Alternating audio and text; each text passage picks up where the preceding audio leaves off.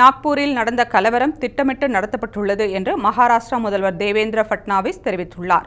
நாக்பூரில் நடந்த மோதல் தொடர்பாக சட்டமன்றத்தில் பேசிய ஃபட்னாவிஸ், நாக்பூரில் விஸ்வ இந்து பரிஷத் மற்றும் பஜ்ரங் தள் நடத்திய போராட்டத்தில் மாற்று மதத்தின் புனித நூல் எரிக்கப்பட்டதாக பரவிய வதந்தியால் இரு தரப்பினருக்கும் இடையே மோதல் ஏற்பட்டது.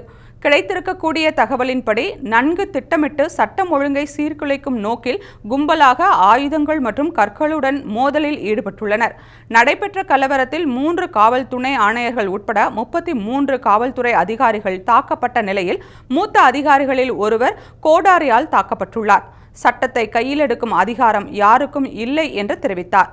மேலும் மோதலில் ஈடுபட்டவர்கள் எந்த மதத்தை சார்ந்தவர்களாக இருந்தாலும் அவர்கள் மீது கடும் நடவடிக்கை எடுக்கப்படும் என்றும், காவல்துறை அதிகாரிகள் மீதான தாக்குதலை ஏற்றுக்கொள்ள முடியாது என்றும் தேவேந்திர ஃபட்னாவிஸ் கூறினார்.